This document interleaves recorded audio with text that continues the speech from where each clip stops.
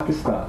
The Prime Minister of Pakistan put together this delegation and gave us a mission to advocate for peace in the subcontinent and to engage the international community, all of whom played a role in the de-escalation and in the facilitation of the ceasefire, and then some countries played a role in the mediation of the ceasefire, to encourage them to continue to play the role so that we can achieve a permanent peace in South Asia.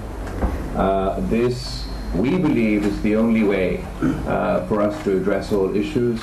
There's no military solution to the issue of Kashmir. There's no military solution to the issue of terrorism. There's no military solution to any of the problems that India and Pakistan have faced historically.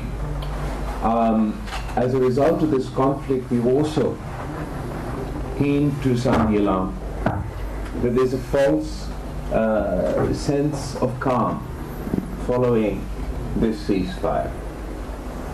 Those who are not aware of the details believe that the ceasefire is achieved, we're back to normal, and we're all safe. Well, that's not the case.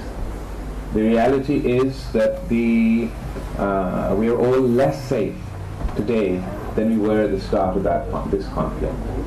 And the simple reason is that the threshold from full-blown war between two nuclear powers has been so drastically reduced that we've never been at this level in our history.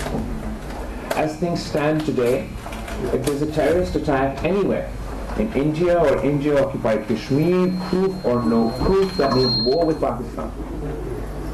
In that situation, when we've just seen how quickly the escalation ladder rose just in 5 days.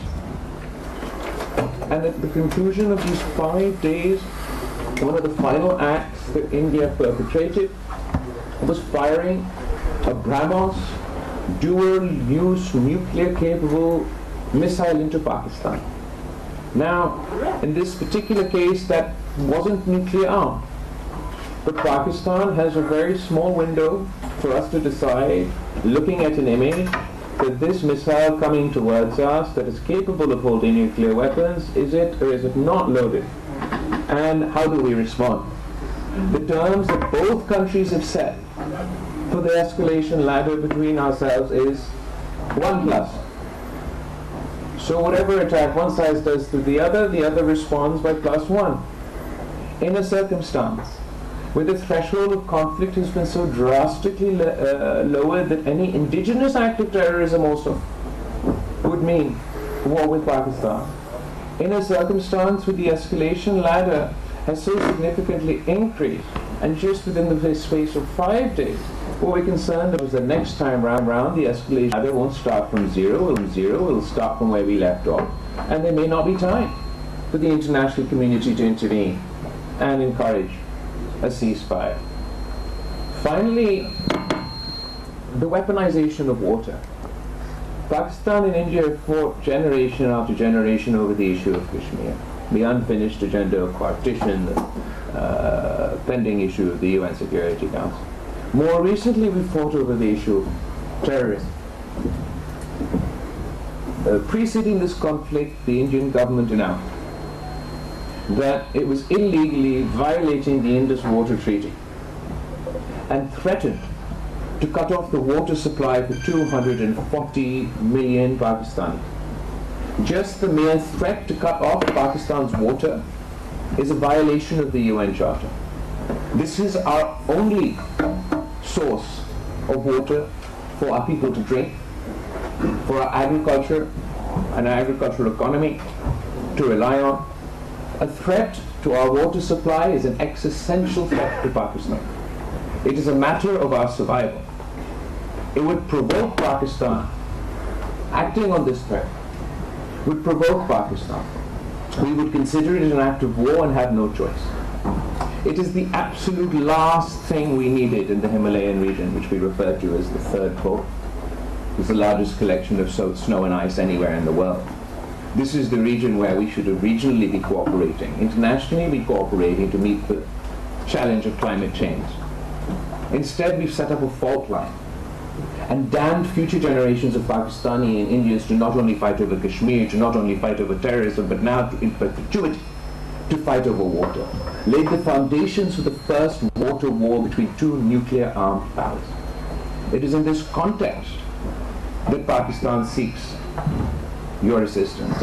We're particularly pleased to be here in the European Union because, of course, the European Union is a consistent advocate, the last line of defense for the rules-based order, for international law,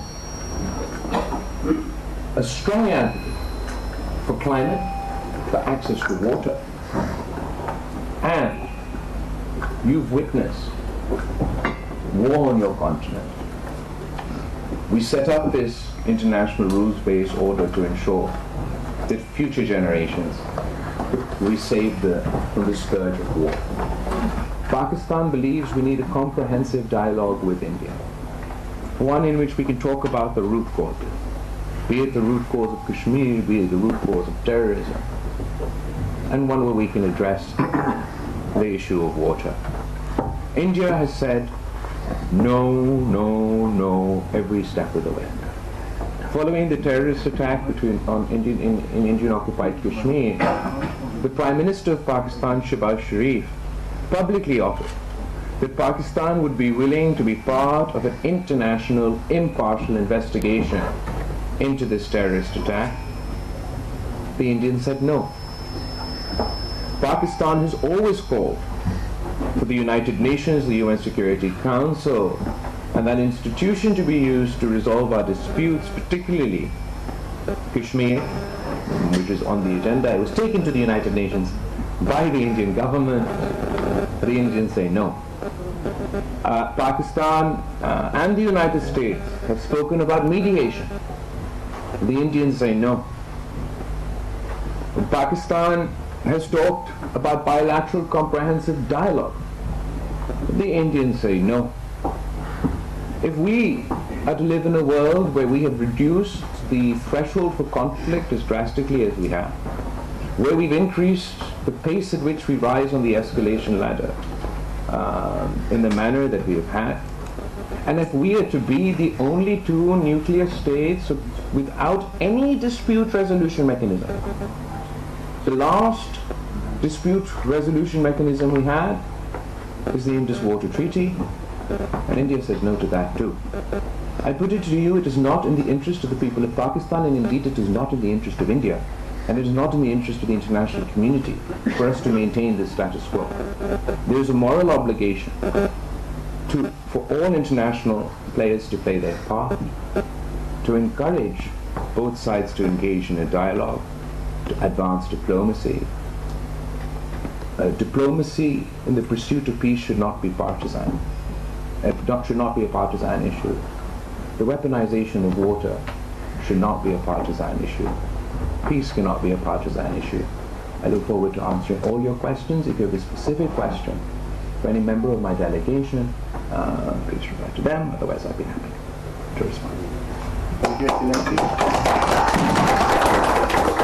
For a comprehensive briefing. Now I would request my media fraternity if they have any questions, but please I would request that raise your hand and ask one by one so that the delegation and the Excellency could respond to that. Who want to? Yeah, Frank. sir. Please give the mic to Frank. I think I can hear you. the other. My name is Frank Schroeder, I'm from Germany, and I'm one of the founders of the German Green Party, the first Green MP and the first Green member of the European Parliament.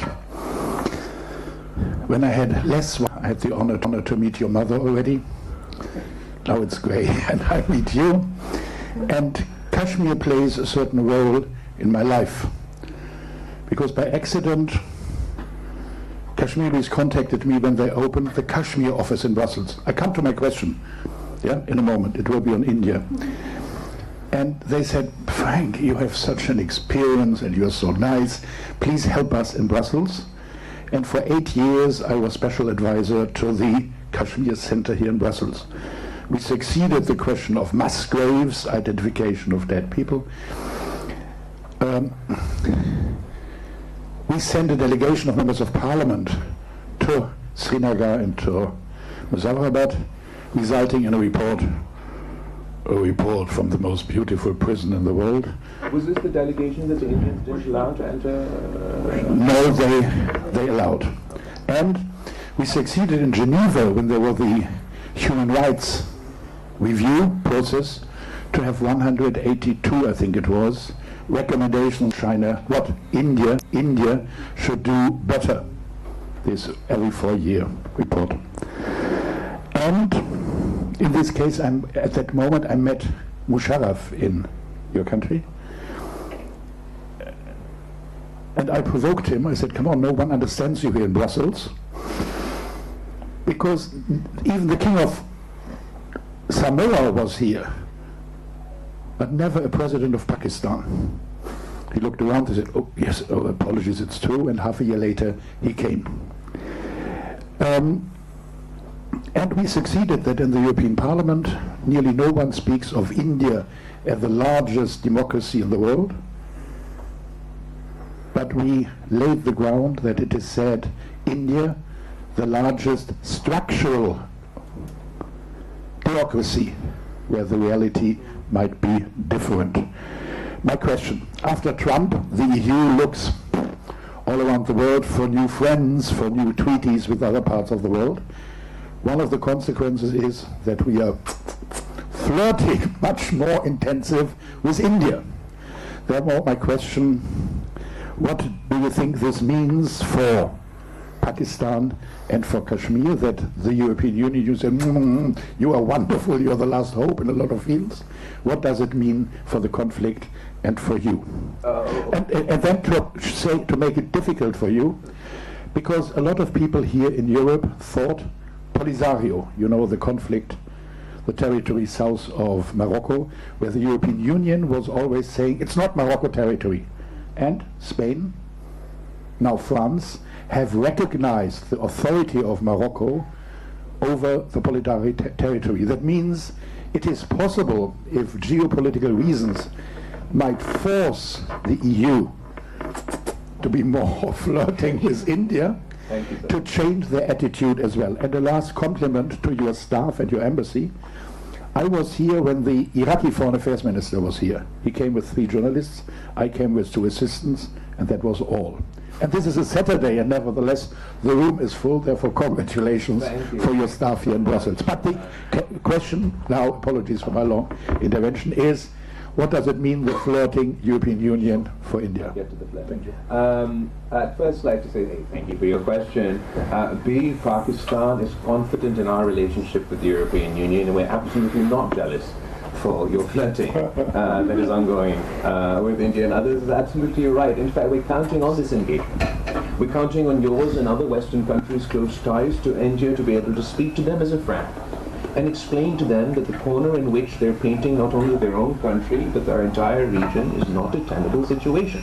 It does not leave the citizens of India any more safe. It does not leave certainly the citizens of Pakistan any more safe, or the people of the international community.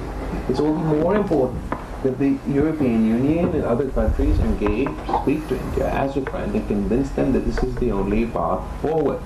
As far as the engagement that you've had with India, the economic engagement that you're looking to have in the region, there's, for example, even we just came from the UK, the standard trade deal with the Indian government. Pakistan has, like we have GSP Plus with Europe. There's also an arrangement that we have for trade with the United Kingdom. The US is currently in trade talks both with India and Pakistan. So if we just look at it from the economic angle and your economic interests in an increasingly unpredictable economic climate, no matter how fantastic these trade deals will be, no matter how big and beautiful they may end up being bilaterally between the EU and India, the US and India, the UK and India, they'll only manage to achieve their full potential under 2 circumstances. One, if we have peace between India and Pakistan, so that we can restore trade between India and Pakistan that doesn't exist today, and we can restore transit trade, which was suspended as a result of this conflict. Otherwise, as fantastic as your economic negotiations may be with them, you may have come up with a great, fantastic economic opportunity for yourselves in India. It won't reach its true potential if we're not trading with one another. Secondly, if we don't have peace, and the threshold for conflict is so very low that at the drop of the hat we go to war, a war that can turn into a nuclear war. I put it to you, that what does it mean for the potential investments in India? What does it mean for the confidence of European and Western countries that are looking to invest in this part of the world and vice versa? So for your own self-interests, for your own economic interests, it makes sense for India and Pakistan to achieve peace. Next question. Thank you. For the next question, Alberto, please. Thank you very much, Your Excellencies. My name is Alberto Turkstra, Project Director of Diplomatic World. Thank you very much for this comprehensive briefing.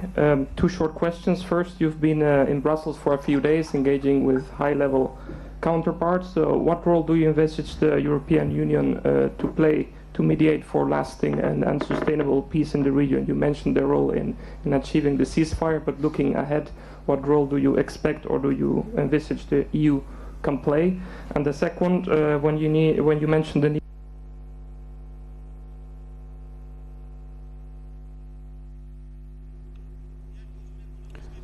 Pahalgam वाक़े पर भारत को गैर जान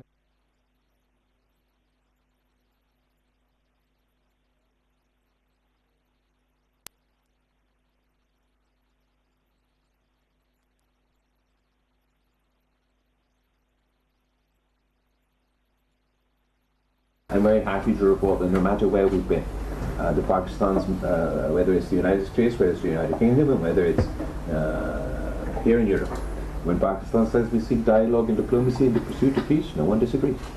When Pakistan says that we want a comprehensive dialogue to resolve all our issues, everybody's pretty keen on that. And when Pakistan says that we don't want the weaponization of water to be a new precedent, everybody agrees as well. How will you assist us in achieving those aims? I think everybody can play their role diplomatically, engage diplomatically with both sides to try and encourage that conversation. As far as the dialogue between India and Pakistan, mediation was offered during this conflict. It's certainly something that we'd be willing to discuss on who would be able to best mediate, etc. If mediation is necessary. What was at least what I want to emphasize is, as part of the ceasefire, our military assesses that we were at a point in the conflict where Pakistan had the military upper hand. And it was in that climate that we agreed to the ceasefire, with the understanding that there would be a conversation, to quote the Secretary of State's statement, on all friction points at a neutral location. So we believe it's incredibly important for us to achieve that aim. We understand that the Indian government's reaction has been less than positive about these developments. So we saw how quickly they moved away from using the term ceasefire, starting to use the term pause, how they've continued an escalatory and warmongering rhetoric. Their defense minister says that this was a trailer, the movie is yet to come. Their prime minister said that he has a special message to the youth of Pakistan, that eat bread or eat my bullet. Their foreign minister was here in Brussels, where they called my entire country terroristan, which means they do not distinguish between a terrorist and a civilian. In that climate, and I believe that Europe knows all too well what the demonization of entire populations, the dehumanizations of entire communities, the escalatory rhetoric has meant in the past, and what is meant for you in the present. In that context, dialogue is important. Mediation, I think, would be the most productive, but bilaterally through a comprehensive dialogue that's not focused on any one, but all issues, we will certainly make more progress than we will by firing missiles and shooting each other's planes. Thank you, sir. But sir, after him. Answer trilateral or bilateral? He never said trilateral or bilateral. In fact, he asked for mediation or a bilateral dialogue, and I have answered that. Thank you. Can you let me? Sir, welcome to Brussels. I'm Mohammed Nasser, a Brussels City Police Advisor. Okay. We have some special police officers who they keep eyes on. Their job is just to keep eye on South Asia. Sure. And of course, especially right now on the conflict between India and Pakistan. Well, we discussed with each other, and my officer's friend, they said, your army is doing well, but this person, Mr. Bilawal, is doing even better at the diplomatic front. He is the right person at the right time to convey the message of Pakistan to the rest of the world. Therefore, I ask my colleagues, friends, please clapping for me. That's very kind of you, but सवाल क्या है question? The question is, the day before yesterday, I can hear you. It's all right. did you get me? Yeah, I can hear you. But what's the question? Okay. So, day before yesterday, our defense minister, Khwaja Asif, was telling to Hamid Mir that if ever Israel attack on Iran, we will stand with Iran. And yesterday, Israel attack on Iran. So, where we are standing? Okay, thank you. It's very kind of you for your nice, lovely words. I believe that the leadership in Pakistan, that of the Prime Minister, the President, and the armed forces, have conducted themselves outstandingly throughout this process. As far as this mission that the Prime Minister sent us on, as you can see, I have the most capable team in the history of Pakistani diplomacy. I don't think ever this many foreign ministers and foreign secretaries have gathered at the same place. And ultimately, the case that we are advocating for is one of truth, is one of justice, is one of peace. So it has been particularly encouraging, the reception we've had to that message. Your question about Israel strikes on Iran, absolutely. Look, Pakistan's border is on the one side with Afghanistan. We suffered Afghan 1 blowback. Now we're suffering Afghan 2 blowback that at the moment is confined for us, but heaven forbid that it affects other countries. The other border where we almost engaged in a full-blown conflict that could have led to a nuclear war is India. Then the other country is Iran. We certainly don't want war on this border. Pakistan has condemned the strikes that took place over the last couple of days at our neighboring country.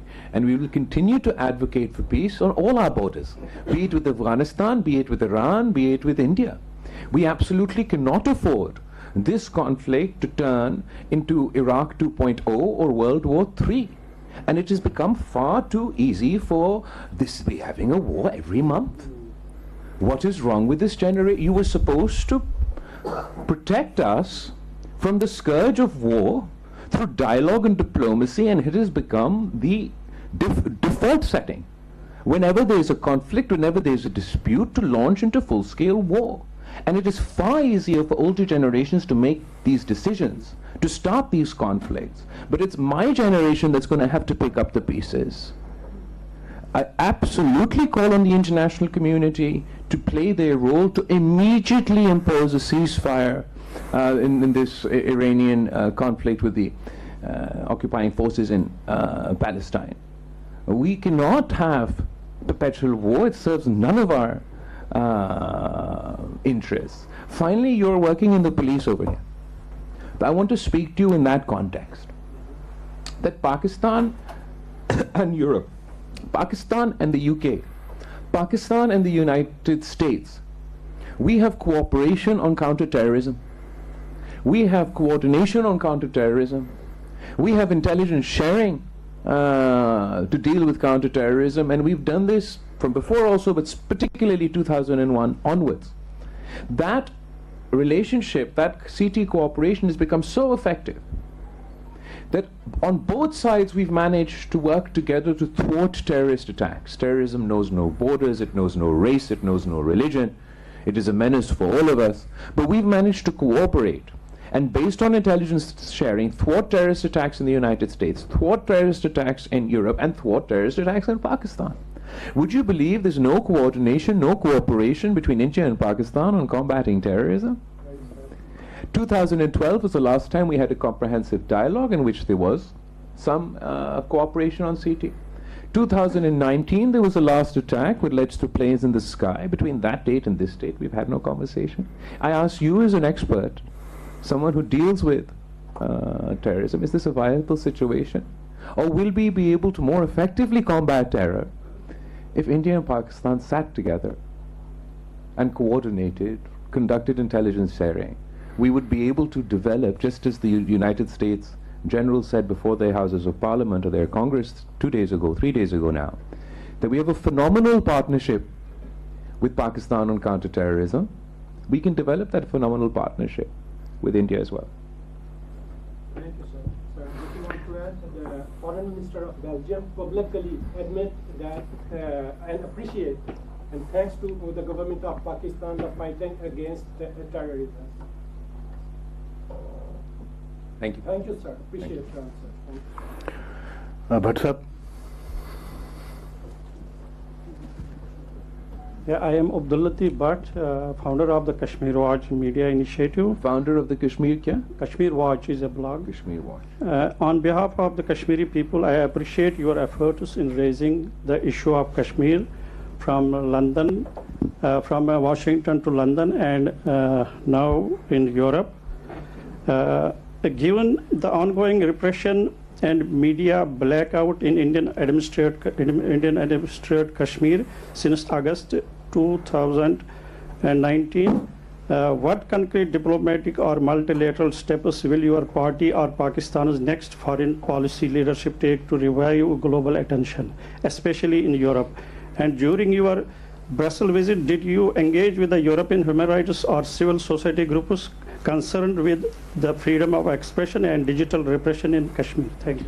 First of all, thank you for your question. Thank you for your work, for drawing the international community's plight, drawing the international community's attention to the plight of the people in Kashmir.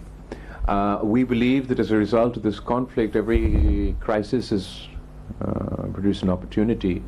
And in this crisis, the opportunity has been that we've been able to highlight the importance of resolving the issue of Kashmir. We've shattered the myth of the Indian government that Kashmir is an internal issue. The Kashmiri cause is internationalized. The President of the United States just a couple of days ago continued to advocate for mediation to resolve the Kashmir conflict.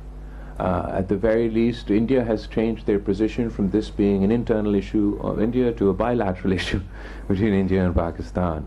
So that is immense progress as far as the Kashmir cause is concerned. We want to see the resolution of this cause for two reasons. One is our historic position, that it is our promise of the international community, of the people of India, the people of Pakistan, to the people of Kashmir, that they have the right to the self-determination under the UN Security Council resolutions, and we continue to advocate that point.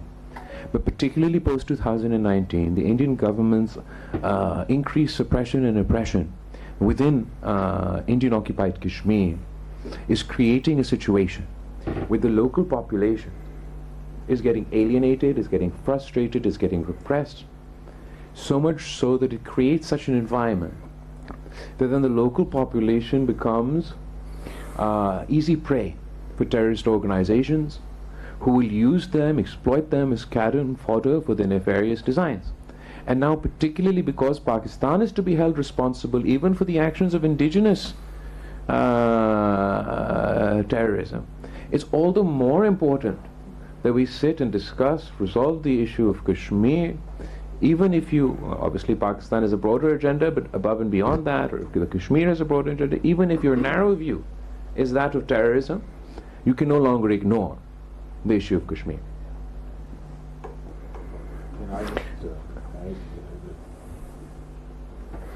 Please open the mic.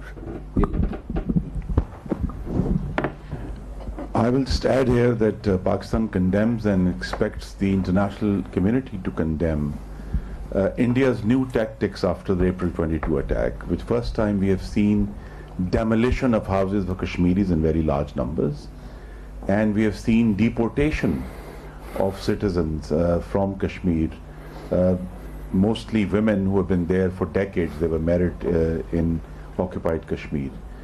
So these are tactics that probably India is learning from its new ally, Israel, which has done the same in its occupied lands of destroying houses and forcing deportations. So our challenge is as great as before, is to continue raising the voice of our Kashmiri brothers and sisters in occupied Kashmir. And now this episode that we have had between India and Pakistan has raised the Kashmir issue to a fresh international attention, and of course Pakistan will continue to raise its voice for Kashmiri people. Our colleague Merculus from Hungarian Press.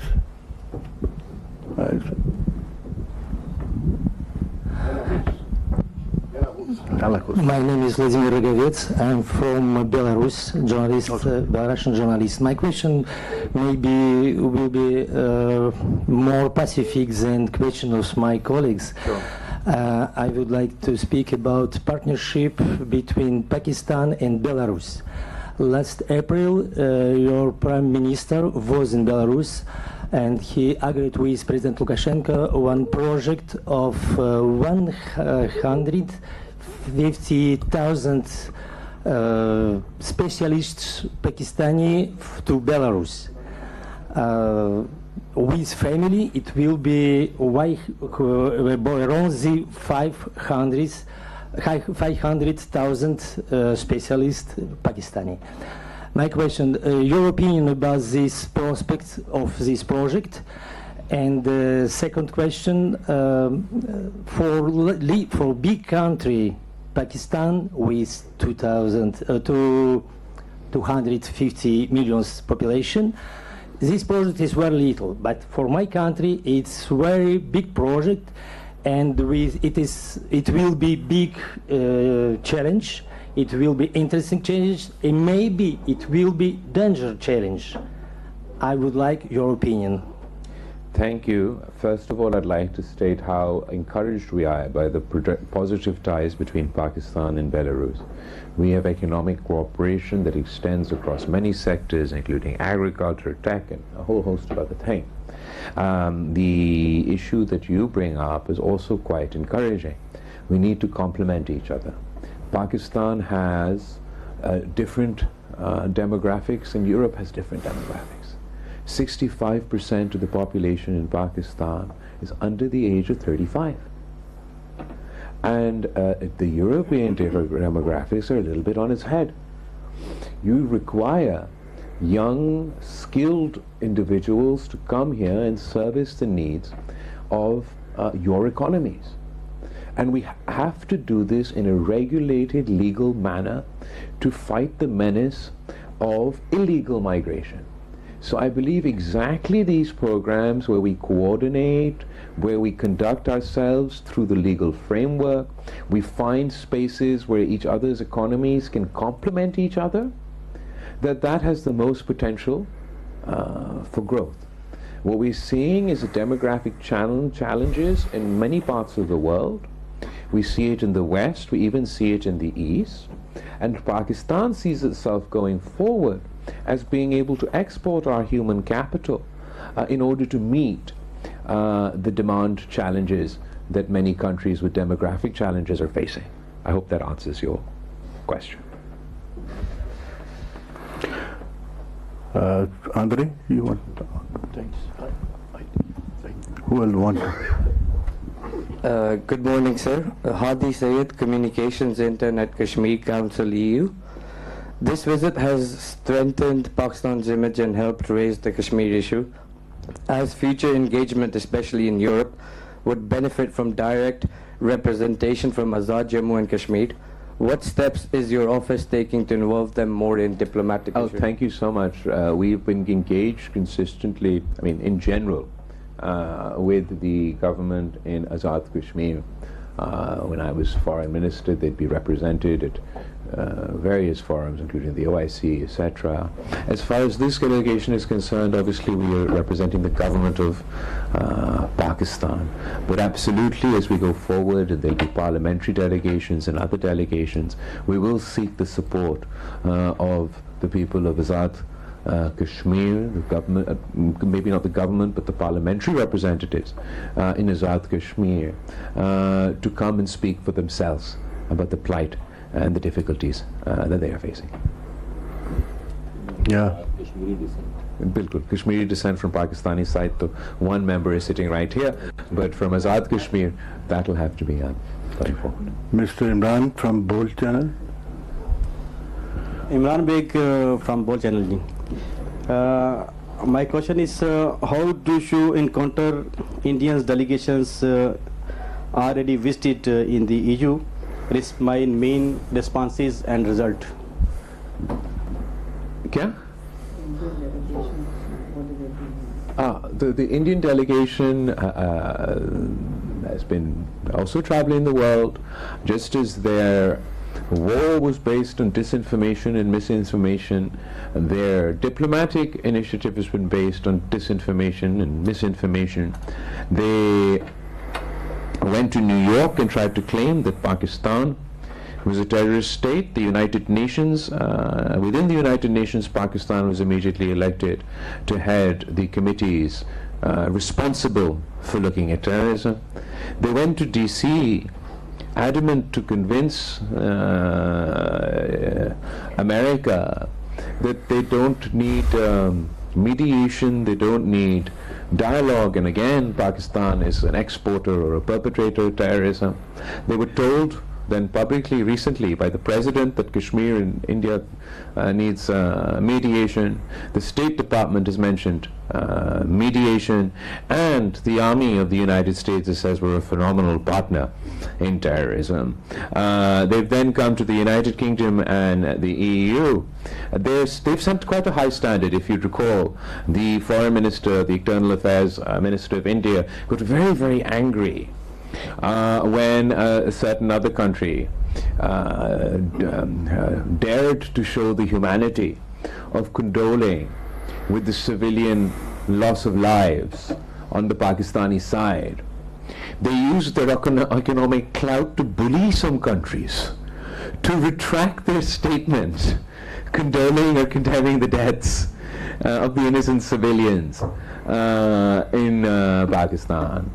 But when they stand here with the EU Commissioner at the Foreign Minister level, and their Foreign Minister says that all of Pakistan is terroristan, and then the EU Commissioner standing next to them continues to condole the loss of life on both sides, mentions the importance of international law, I believe that the Indian government or the Indian government's delegation and their foreign policy, not because of any particular weakness of their diplomatic corps or their foreign policy, but because of the weakness in their message.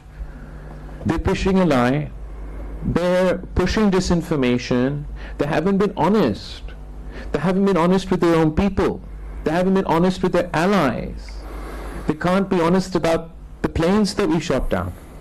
They still to this day will not tell us who were the terrorists that were involved in the attack in Indian occupied Kashmir. Surely one of the largest countries in the world with one of the most ambitious intelligence agencies in the world could at least identify these individuals who, according to them, crossed over from an international border, penetrated one of the most militarized borders in the world, and got so deep into their territory and conducted this massacre. They haven't been able to name them because that too, for whatever reason. And they've been unable to name a single terrorist that they supposedly targeted in these targeted operations within Pakistan. We can point to the civilian infrastructure, the schools, the dams that they attacked. We can show you the graves of the innocent civilians that they killed. But they cannot name one terrorist, either one that conducted the attack on their side or one that they targeted within Pakistan. If your campaign is going to be based on disinformation, if you're not going to be transparent, if you're not going to face credibility, then you will get the response that the U.S. delegation has been, the Indian delegation has been receiving internationally. If anyone has any climate-related questions, I have two very able climate experts on my left and right that I'm sure would be. Sorry, if you permit, our correspondent from ARY, Nadeem Bhatt, wants to ask a question.